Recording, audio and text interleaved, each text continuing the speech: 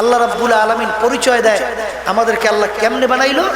হাল আতা আলাল ইনসানি হিনুম মিনাদ দাহরি লাম ইয়াকুন শাইআম মাযকুরা। হে বান্দা বান্দি, তুই তোর নিজের অস্তিত্বের দিকে তাকাইয়া দেখ, তোকে আমি কিভাবে সৃষ্টি করলাম।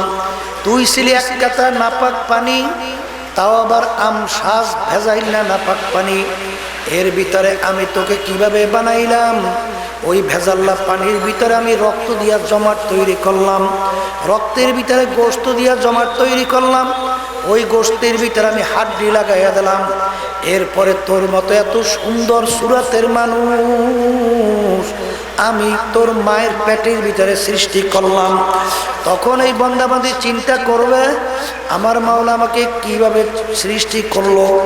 আমি যখন দুনিয়ার ভিতরে আসলাম, বান্দাবান্দি চিন্তা করবে কিভাবে আমার মাওলা আমাকে লালন পালন করলো।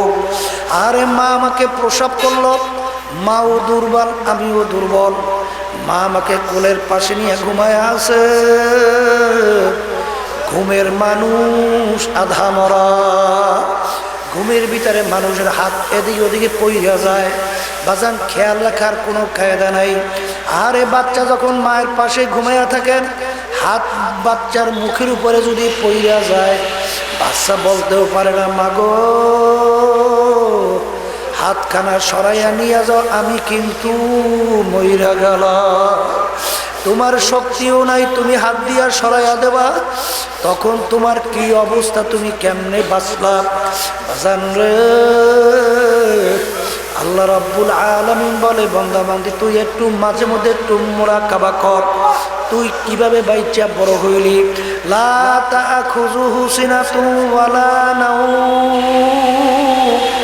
বান্দা বান্দি তুই ঘুমাও, আমার মালিক বলে আমার ঘুমো নাই জিমানিও নাই। যখন তোর মায়ের হাতখানা তোর মুখের উপরে পইরা গেছিল, তখন আমার কুদরতি হাতের দ্বারা তোর হাতখানা সরাইয়া দিছিলাম আমি মাওলা। এ দুনিয়াদার পাগল আমার বাবারা, দেখো আমার মাওলা কত বড় কুদরতের মাওলা। আমার মাওলা তোমাকে আমাকে কিভাবে লালন পালন করলো। বাবা তুমি আর আমি দুনিয়ার ভিতরে আসার পরে আমার মায়ের বুকের ভিতরে আমার মাওলা এমন খাদ্য তৈরি করলো, আহারে যেই খাদ্য বেশি, আহারে ঘন না, বাচ্চা খাইলে তার পেট খারাপ হয়ে যাবে। আর বেশি পাতলাও না, বাচ্চা খাইলে তার পেটের ক্ষুধা মরবে না। বাজান বেশি মিষ্টিও না, বাচ্চার খাইতে বিটখিটা লাগবে, এবং মিষ্টি ছাড়াও না, বাচ্চার খাইতে মন চাইবে না। আহারে এই খাদ্য আমার মাওলা মায়ের বুকের ভিতরে কে তৈরি করলো।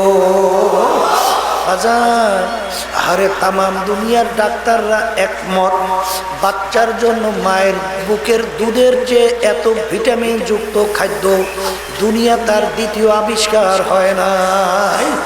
আমার মাওলা তোমাকে আমাকে কিভাবে লালন পালন করলো, একটু মাঝে মধ্যে একটু মুরাকাবা করো, একটু চিন্তা করো। বাজান আমার মায়ের দুধ পান করলাম, আস্তে আস্তে আস্তে আস্তে তুমি বড় হওয়া শুরু করলাম।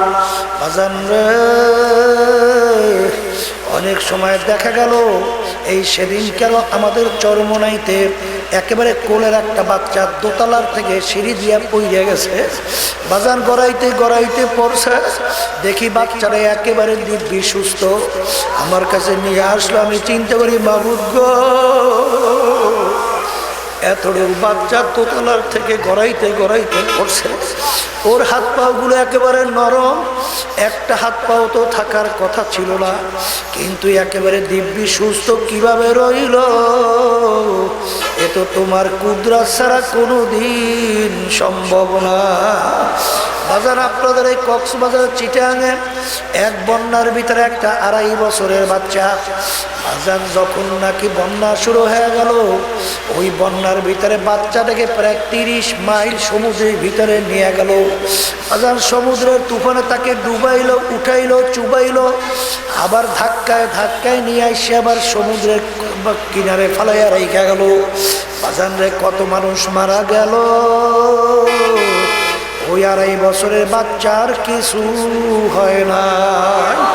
এই বাচ্চাকে সমুদ্রের ভিতরে রাইখা ডুবাইয়া তলাইয়া কে বাঁচাইয়া রাখলো? বাজার হয়ে গেছিলাম দক্ষিণ অঞ্চলে, সেখানে সিডর হয়েছিল। একজন আমাকে বলতেছে, হুজুর আরে একটা বাচ্চার বয়স 8 দিন, 8 দিন মাত্র তার জন্মের বয়স। যখন পানির স্রোত আসলো, বাচ্চাটাকে পানির স্রোতে নিয়ে গেল। বাজানরে যখন নাকি পানি শেষ হয়ে গেল, ওই 8 দিনের বাচ্চাটাকে একটা ঝুঁকির মধ্যে পাওয়া গেছে, মুখের ভিতরে পানি কাদা ভরা। বাজানরে যখন নাকি পরিষ্কার করলো, বাচ্চাটা কুন কুন কুন কুন কইয়া ডাক দিয়ে উঠলো। আর মাঝে মধ্যে আমার মাওলা দেখায়, দেখ এই পানির ভিতরে আমি ডুবাইয়া চুবাইয়া 8 দিনের বাচ্চাকে আমি বাঁচাইয়া রাখলেও রাখতে পারি। এ দুনিয়াদার পাগল আমার বাবারা, আজকে যারা দুনিয়ার পাগল হইছ, বিবির পাগল হইছ, বিবিরা স্বামীর পাগল হইছ, সন্তানের পাগল হইছ, দল দলের নেতা নেত্রীর পাগল হইছ, মাঝে মধ্যে একটু চিন্তা করো, মোরাকাবা করো, দুনিয়ার সম্পর্কে একটু মাঝে মধ্যে চিন্তা করো। যে দুনিয়াদার পাগল আমার বাবারা, যারা আজকে দুনিয়ার পাগল হইয়া আমার মাওলাকে ভুলছো, আমার আখেরাতকে ভুলছো, সেই বাজানদেরকে বলবো, পর্দালে মা বোনদেরকে বলবো, এই দুনিয়া সম্পর্কে আল্লাহর হাবিব বলছেন, আর দুনিয়া জিফাতু ওয়া তালিবুহা কিরাব। এ আমার উম্মতরা, দুনিয়াটা হলো একটা মরক, এর পিছনে যারা পড়বে আখিরাতকে ধ্বংস করবে, এরা হলো দুনিয়ার কুত্তা। আজান রে, অন্য হাদিসের ভিতরে আছে, দুনিয়া এবং দুনিয়ার ভিতরে যত সম্পদ আছে, আল্লাহর হাবিব বলেন, কাবাউদাতেন, একটা মাছের পাখনা পরিমাণও মূল্য আল্লাহর দরবারে নাই। বাজান আমার আব্বাজান একটা উদাহরণ দিয়ে বলতেন, তুমি ক্ষেতের ভিতরে ফসল লাগাইছো, ফসল পাইকে গেছে, ধান কাইটে নিয়ে আসছো, নাড়াও নিয়ে আসছো, ধানও নিয়ে আসছো, বাজার এখন কিছু ফ্যাপসি ম্যাপসি জমিনের ভিতরে পড়ে আছে। একজনে যদি ওগুলা কুড়ে কাছাই নেওয়া শুরু করে, তখন তোমার সন্তান যদি ডাক দিয়ে বলে, আব্বাজান আমাদের জমিনের নাড়া কুটা মানুষ নিয়ে যায়, তখন তুমি উত্তর দেবা, কথা বলিস না, যা যা দরকার সব কিছু নিয়ে আসছি, ধানও নিয়ে আসছি, নাড়া কুটাও নিয়ে আসছি, কিছু ময়লা আবর্জনা জমিনের ভিতরে পড়ে আছে, ওগুলা নিলে আরো জমিন পরিষ্কার হবে, কিছু বলিস না।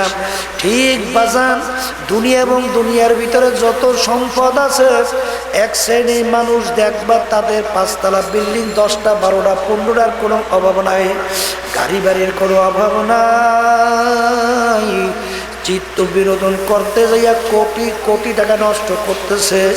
অনেক সময় ইমানদারদের দেখলে তখন তাদের কষ্ট লাগে, তখন আল্লাহ রাব্বুল আলামিন তাদের সান্ত্বনা দেওয়ার জন্য বলছেন, হে আমার ইমানদাররা, আরে তোমরা ধোকায় পড়ো না, আরে লা ইয়াগুররান্নাকা তাকাল্লুবুল্লাযীনা কাফারু ফিল বিলাদ মাতাউন কালীলুন সুম্মা মাওয়াহুম জাহান্নামু ওয়া বিসাল মিহাদ। এ দুনিয়া, এ আমার মুমিন বান্দা-বান্দীরা, দুনিয়াদারদের আরামায়েশ দেখা, ওদের ধন সম্পদ দেখা, ওদের সুন্দর সুন্দর বিল্ডিং দেখা, ওদের সুন্দর সুন্দর গাড়ি বাড়ি দেখা, ওদের ক্ষমতা দেখা, তোমরা যেন ধোকার মধ্যে না পড়ো। কারণ ওদের এই সম্পদ, ওদের এই শান শৌকত, ওদের এই ক্ষমতা অল্প কয়েক দিনের জন্যে, এরপরই ওদের জন্য আমি ঠিকানা রাখলাম জাহান্নাম। এই জন্য আমার বাজানদেরকে বলো, পর্দারে মা বোনদেরকে বলবো, আল্লাহ রাব্বুল আলামিনের দরবারে এর কোনো মূল্যই নাই রে বলা। যদি থাকতো, আল্লাহর নবীর সম্পদের কোনো অভাব ছিল না। আরে আল্লাহ, বাজান তার কলিজার টুকরার সন্তান ফাতেমা রাদিয়াল্লাহু তাআলা আনহা, আল্লাহর হাবিব একবার তার বাড়িতে গেল, দেখে আরে তার আদরের 2 নাতি হাসান হুসাইন পেটের ক্ষুধায় ছটফট ছটফট কইরা চিল্লাইয়া কান্দে। আরে মায়ের সামনে বাচ্চারা পেটের ক্ষুধায় কাঁদে, এইটা তো কোনো মা কোনো গার্জিয়ান সহ্য করতে পারে না। সরদারে দোজাহান, যাকে আল্লাহ না বানাইলে কিছু বানাইতেন না, তার নাতির এরকম পেটের ক্ষুধায় কান্দে। আল্লাহর হাবিব সহ্য করতে না পাইরা আল্লাহর হাবিব নাইমা গেল বাজান, আমাদের বরিশাল্লা ভাষায় বলি বদলা দেওয়ার জন্য, অর্থাৎ মানুষের কাম করার জন্য। সরদারে দোজাহান আল্লাহর হাবিব দিন মজুরি কাজের জন্য নাইমা গেল। বাজান যাইয়া দেখেন এক ইহুদি কূপের থেকে পানি উঠায়। আল্লাহর হাবিব বলেন, আমি যদি কূপের ভিতর থেকে পানি উঠাইয়া দেই, এর বিনিময়ে তুমি আমাকে কি দেবা? তখন ইহুদি বলে, এক বালতি পানির বিনিময় তোমাকে 2টা কইরা খেজুর দেওয়া হবে। আল্লাহর হাবিব কামলা হিসাবে কাজ করা শুরু করছে। বাজান বালতি দিয়া পানি উঠার শুরু করছে। আল্লাহর কুদরত, ওই রশি থেকে বালতি ছিঁড়া কূপের ভিতরে ঠাস করে পইরা গেছে। ইহুদি এত বড় জানেন, ওর রশি দুর্বল, এতো তো আল্লাহর হাবিবের দোষ না, কিন্তু উঠে আল্লাহর হাবিবের গাল মোবারকের ভিতরে ইহুদি একটা থাপ্পড় মারছে। নাউযুবিল্লাহ, নাউযুবিল্লাহ। আরে আল্লাহর হাবিব তার জাহেরা হাতখানা বাহিরে আর বাতেনা হাতখানা পানির কূপের ভিতরে ঢুকাইয়া দিয়েছে। ঢুকাইয়া দিয়া কূপের তল থেকে বালতি উঠাই নিয়ে আসলো। ইহুদি আশ্চর্য হয়ে গেল, ব্যাপার কি? এই বালতি কূপের ভিতর থেকে কিভাবে উঠাইলো? বাজান তখন তার ভিতরে একটা চিন্তা শুরু হয়ে গেল, আমি কাকে থাপ্পড় মারছি? আল্লাহর হাবিব কাজ করিয়া খেজুর নিয়ে নিজে খাইলো, আর বাচ্চাদের জন্য খেজুর নিয়ে গেল, নিয়ে বাচ্চাদেরকে খাওয়ায়। ওদিকে ইহুদির হাতের ভিতরে জ্বালা পোড়া শুরু হইয়া গেল।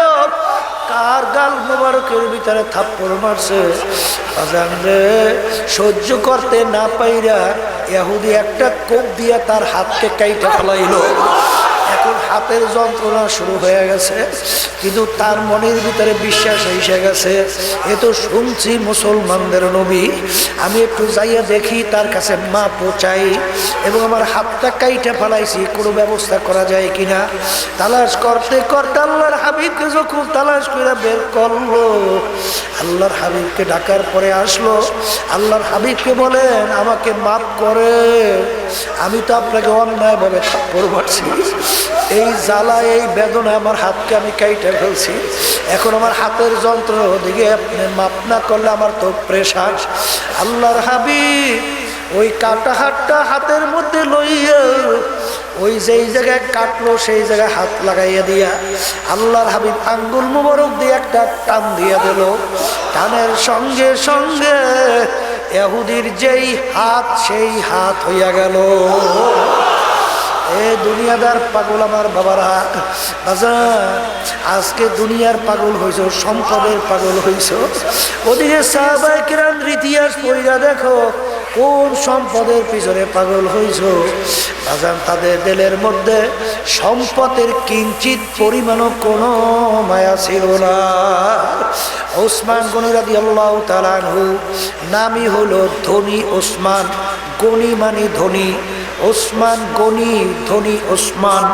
বাজান তার কত বড় ব্যবসা ছিল।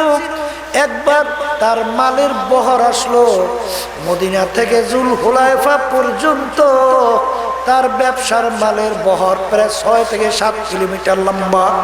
আর মালের এত চাহিদা ছিল বাজান, তার মালের দাম হু হু কইরা বাড়া শুরু করলো। কেউ এসে 1 টাকার মাল 2 টাকা বলা শুরু করলো, কেউ 1 টাকার মাল 3 টাকা বলা শুরু করলো, কেউ 1 টাকার মাল 4 টাকা বলা শুরু করলো। ওসমান গনি রাদিয়াল্লাহু তাআলা আনহু বলেন, তোমরা আমার মালের দাম 1 টাকা 4 টাকা বলছো, এর চেয়ে বড় একটা সুসংবাদ আমার কাছে আছে, 1 টাকায় 10 টাকা। এই কথা বললাম, তিনি এরকম 6-7 কিলোমিটার মালের বহর সব আল্লাহর রাস্তায় দান কইরা দিল। এই ছিল তাদের দিলের ভিতরে দুনিয়ার মালের মহব্বত। বড় পীর আব্দুল কাদের জিলানী রাহমাতুল্লাহ আলাইহি একদিন ছাত্রদেরকে নিয়ে হাদিস পড়াইতেছেন, হঠাৎ সংবাদ আসলো, হুজুর আপনার জাহাজ মাল সহ সমুদ্রের ভিতরে ডুবে গেছে, অর্থাৎ মাল সহ জাহাজ ধ্বংস হয়ে গেছে। শোনার পরে তিনি বললেন ইন্না লিল্লাহ, বইলে চক্ষু বন্ধ কইরা মাথার একটু নিচের দিকে নামাইয়া কিছুক্ষণ রাইখে উঠে বলতেছেন বাবারা পড়ো। তখন ছাত্ররা বলে হুজুর ব্যাপার তো কিছু বুঝলাম না। আপনি শোনার পরে ইন্না লিল্লাহ বললেন, এরপরে মাথার একটু নিচের দিকে নামাইয়া উইটা বলতেছেন বাবা পড়ো, ব্যাপার তো কিছু বুঝলাম না। তখন তিনি বলেন বাজানরা, আমি যখন শুনলাম আমার মাল জাহাজ সমুদ্রের ভিতরে মাল সহ ডুবে গেছে, আমি সুন্নাত হিসাবে ইন্না লিল্লাহ বলছি। এরপরে মাথা নত কইরা চক্ষু বন্ধ কইরা আমার দিলের দিকে আমি তাকাইয়া আছি যে আমার মাল সহজে আমার সমুদ্রে ডুইবা গেল, এর কারণে আমার দিলের ভিতরে কোনো প্রেশার তৈরি হইল কিনা। আলহামদুলিল্লাহ, এই যে মাল সমুদ্রের ভিতরে ডুইবা গেল, এ কারণে আমার দিলের ভিতরে কোনো আল্লাহর ফজলে প্রেশার তৈরি হয় না।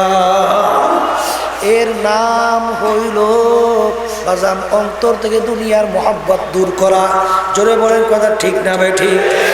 বর্তমানে এক শ্রেণী আমার বাবারা আছে, পর্দালে মা বোনেরা আছে, যদি খোদা না খাস্তা কোনো কায়দায় মাল নষ্ট হইয়া যায়, রাত্র দিন ঘুম নষ্ট হইয়া যায়, কিন্তু ওদিকে যদি এক ওয়াক্ত নামাজ সইরা যায়, এই জন্য তার একদিন আফসোসও তৈরি হয় না। জোরে বলে কথা ঠিক না ভাই ঠিক? এই ক্ষেত্রে যে আমার আব্বা রহমাতুল্লাহ নাই আমার দাদাজানের কথা উল্লেখ করিয়া বলছিলেন, আমার দাদাজান রহমাতুল্লাহ আলাইহি বলছিলেন বাজান, বাজান রে কিয়ামতের ময়দানে তুমি প্রথম চড়ে বেহেশতে যাবা না কিছুদিন জাহান্নামের আগুনের ভিতরে ভুইকা বেহেশতে যাবা, কেমনে বুঝবা? তোমার দুইটা কাজ সামনে আসছে, একটা দুনিয়ার কাজ, সেটাও খুব জরুরি করা দরকার, আর একটা আখেরাতের ব্যাপারে আসছে, অর্থাৎ নামাজের সময় যায়, নামাজও পড়া লাগবে। এখন পরীক্ষা শুরু হয়ে গেছে, এখন তুমি কোনটাকে অগ্রাধিকার দাও? ওই সময়ে যদি আল্লাহর ফজল ও করমে তুমি আখেরাতের কাজের ব্যাপারে অগ্রাধিকার দাও, আল্লাহর ফজল ও করমে ধইরা নাও, তুমি কিয়ামতের ময়দানে প্রথম চোটে মাওলার বেহেশতে চইলা যাবা। আর যদি ওই সময় তুমি দুনিয়ার কাজকে অগ্রাধিকার দাও, আখিরাত কাজকে তুমি পিছনে রাখো, ধইরা নাও, তাইলে কিছুদিন জাহান্নামের আগুনে জ্বইলা তারপর তোমার বেহেশতে ঢোকা লাগে নাকি? এই জন্য আমার বাজানদেরকে বলবো, পর্দারে মা বোনদেরকে বলবো, বাজান এই মাহফিল চরমনের নমুনায় বাজান আল্লাহর কুতুবা কেন প্রতিষ্ঠিত করে গেছে? আর এই দুনিয়া এবং আখেরাতের পরিচয়, আল্লাহর পরিচয় এবং দুনিয়ার ছেলে সন্তান, বাপ মা, আত্মীয় স্বজন, দল দলের নেতা নেত্রীর পরিচয়, এইটা আমাদের যখন আল্লাহর ফজলের ভিতরে আসবে, তখন মন থেকে বলবো রে মন রে, যেই দুনিয়ার জন্য পাগল হইছো, যেই সন্তানের জন্য পাগল হইছো, যেই দলের নেতা নেত্রীর জন্য পাগল হইছো, যেই বর্মেয়ার জন্য পাগল হইছো, একটু চক্ষু বন্ধ করে মনটাকে প্রশ্ন করেন, যেদিন চিরতরে চক্ষু বন্ধ হবে, এখন তাকাইয়া দেখো, রূহ তন সে উড় গাই, মুর্দা কি হালাত ক্যা হুই। এখন তুমি তাকাইয়া দেখো, কই তোমার বাড়ি, কই তোমার গাড়ি, কই তোমার বর্মেয়াগিরি, কই তোমার পীরগিরি, কই তোমার সৌন্দর্যের গরব, কই তোমার দলের গরব, কই? এখন তো আর কেউ নাই। এখন আমার মাওলা যদি তোমার আপন না হয়, ওই কবরে তো আমার উপায় নাই। ওরে মন রে, যেই দুনিয়ার জন্য পাগল হইল, সেই দুনিয়ার দিকে একটু মাঝে মধ্যে একটু মোরাকাবা করো। আহারে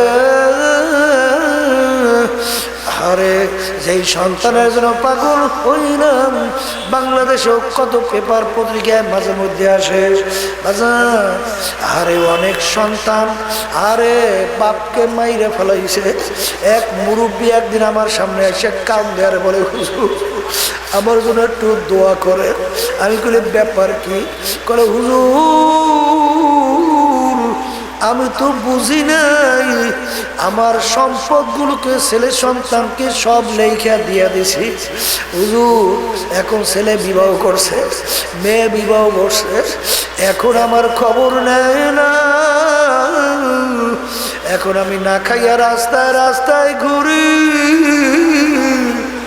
আবার একটু মাথা গোজারও ঠাই নাই। তখন আমি বলি এই কাজও কি কোনো মানুষ করে? নিজের হাতের অবস্থান কখনো সারা ঠিক না। এই জন্য বাজান স্বার্থ আছে, সম্পর্ক আছে, স্বার্থ নাই সম্পর্ক নাই।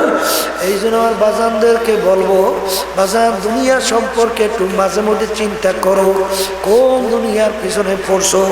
দুনিয়া কিন্তু আরামের জায়গা না বাজান। এই গরম, এই ঠান্ডা, এই শত্রু মিত্রুর কোনো অভাব নাই। এই ছেলে কথা শোনে না, মেয়ে কথা শোনে না, আর স্ত্রী কথা শোনে না। স্বামী বিভিন্ন কায়দায় কেন অন্য লাইনে ঘোরে। আরে কার মুখের দিকে তাকাইয়া জীবনটাকে শেষ করলাম। আরে স্বার্থ আছে, সম্পর্ক আছে। যদি আজকে স্বামী মারা যায়, স্ত্রী যদি যুবতী হয়, অন্য স্বামী নিয়ে আনন্দ ফুর্তি করবে, তোমার আমার খবর আর নিবে না। আর এরকম যদি বাজারের স্বামী যদি যুবক হয়, স্ত্রী যদি মারা যায়, অন্য মেয়েকে বিবাহ করে আনন্দ করবে, তোমার খবর তো আর নিবে না।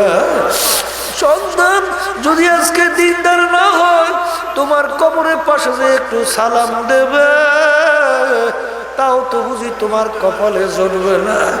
আর যদি সন্তান দিনদার হয়, দিলটাকে ভাইয়া দু চোখের পানি ফালাইয়া কবরের পাশে যাইয়া করুণ সুরে ডাক দেবে, রব্বির হামহুমা কামা রব্বায়ানি সগীরা। বাবুকে তুমি আমার বাপ মাকে মাফ কইরা দাও। যখন সন্তানদেরটাকে ভাইগা দু চোখের পানি ফালাইয়া মাওলার দরবারে রোনাজারি করবে, আমার মালিক ওই বাচ্চাদের দোয়া কবুল না কইরা পারবে না। এই জন্য আমার ভাইদেরকে বলো, পর্দালে মা বোনদেরকে বলো, যারা নাকি আজকে দুনিয়ার দলে পড়ছো, নেতা নেত্রীর পিছনে পড়ছো, সৌন্দর্যের পিছনে পড়ছো, সম্পদের পিছনে পড়ছো, মাঝে মধ্যে একটু মুরাকাবা করো, নিজেকে নিজে প্রশ্ন করো, ওরে মনরা যেই দুনিয়ার পিছনে পড়লাম, সেই দুনিয়া তো আমার সাথে কবরে যাবে না, এই সম্পদ তো আমার কবরে যাবে না, আমার নেতাগিরি কবরে যাবে না, আরে আমার বর্মেয়াগিরি কবরে যাবে না। যদি আজকে আল্লাহর পাগল না হইয়া কবরে যাই, আমার মাওলাকে দিক বিদিক না হইয়া যখন ডাকবো, আমার মালিক ডাক দিয়ে উত্তর দেবেন, ওরে নাফরমান, দুনিয়ার ভিতরে স্বাধীনতা পাইয়া যেরকম তোরা আমাকে ভুলছিলি, এরকম আমি তোদেরকে ভুইলা গেলাম। শত শত বছর আমাকে ডাকবি, একবারও আর তোদেরকে ডাকে আমি সারা দিব না। এই জন্য আমার ভাইদেরকে বলবো, আমার মাওলা বড় দয়ার মাওলা, আমার মাওলা বড় মায়ার মাওলা, আমার মাওলা রহমানুর রহিম। যদি আমার মালিকের দরবারে পাহাড় পরিমাণ গুনাহ কইরা, বাজার এমনকি ভূত পূজার মতো গুনাহ কইরা যদি আমার মাওলার দরবারে দিলটাকে ভাইরা ডাক দেওয়ার মতো ডাক দিতে পারো, আমার মালিক তোমার আমার জীবনের গুনাহ কাদা মাফ করবে। শুধু তাই না, এমনকি তোমার আমার গুনাহকে আমার মালিক নেকের দ্বারা পরিবর্তন কইরা দেবে। বাজান আব্বাজান একটা ঘটনা শোনাইতেন। বুড়া গুনাহ করতে করতে বুড়া বয়সে মৌতের কথা মনে পইরা গেল, কবরের কথা মনে পইরা গেল। এখন বৈশা বৈশা দেল ভাই আল্লাহকে ডাক দে, আল্লাহ আল্লাহ আল্লাহ আল্লাহ। আর গায়ের থেকে শব্দ আসলো, বুড়ারা তোর নাম জাহান্নামের খাতায় লেখা হয়ে গেছে। এই কথা শুনে বুড়া আরো কান্দে, আরো করুণ সুরে ডাক দে, আল্লাহ আল্লাহ। ঘর থেকে ডাক দিয়ে বলে, বুড়া তুমি কি শব্দ শোনো নাই? তোমার নাম নাকি জাহান্নামের খাতায় লেখাই হয়ে গেছে। আল্লাহকে ডাইকা লাভ কি? তখন বুড়া দেলটাকে ভাইগা দু চোখের পানি ফালাইয়া বলতেছে, আমি তো আগে বুঝি নাই, আমি মাওলার নাফরমানি করছি। এখন তো আমার কবরের ভয় এসে গেছে, আমার তো এখন মৌতের ভয় এসে গেছে। এখন আমার মাওলার মহব্বত ভিতরে এসে গেছে। আমার মাওলা আমাকে মাফ করুক বা না করুক, আমার মাওলা জাহান্নামে দেয় না না দেয় আমার বোঝার বিষয় না। আমি আমার মালিকের ডাক আমি আর ছাড়বো না। এই কথা বইলা বুড়া আরো করুণ সুরে ডাক দেওয়া শুরু করলো, আল্লাহ আল্লাহ আল্লাহ আল্লাহ। আর গা থেকে শব্দ আসলো, বুড়া তুই যখন আমাকে ছাড়া আর কোনো মাওলা দেখলি না, আমার দরজা ছাড়া কোনো দরজা দেখলি না, যা বুড়া যা, তোকে আমি শুধু মাফ করলাম তাই না, তোর জীবনের সব গুনাহ আমি মাফ কইরা দিলাম, এমনকি তোর গুনাহকে আমি নেকের দ্বারা পরিবর্তন কইরা দিলাম। তখন বুড়া সেজদায় পড়িয়া কান্দে, বাবুদ গো, আমার চেয়ে মুখ আর আমার দুনিয়া দ্বিতীয় থাকতে পারে না। আমি তোমার সমস্ত নেয়ামত ভোগ করলাম, আমি তোমার নাফরমানি করলাম, তারপরও তুমি আমাকে তোমার দরবার থেকে ভাগাইয়া দেও না। আমার যে নাফরমানের দুনিয়াতে নাই। ওই মূর্তি পুজো 30 বছর পর্যন্ত সনামের সামনে, মূর্তির সামনে সনাম সনাম কইয়া ডাকে। একদিনও তার ডাকে সনাম মূর্তি উত্তর দেয় না। একদিন তার মুখ থেকে ভুলে বের হলো আল্লাহর একটা সিফাতি নাম সমাদ। আরে সঙ্গে সঙ্গে আমার মাওলা উত্তর দেয়, বান্দা তুমি আমাকে বোলাও কা। বলার সঙ্গে সঙ্গে বান্দা সেজদায় পড়ে কান্দে, মাবুদ গো, তুমি এত দয়ার মাওলা, আমি 30 বছর পর্যন্ত সনামকে ডাকলাম, একবারও সনাম আমার ডাকে উত্তর দেয় নাই। আমি তোমার ডাক, তোমার নাম আমি ইচ্ছা কইরা ডাক দেই নাই, আমার জবান থেকে ভুলে বের হয়ে গেছে।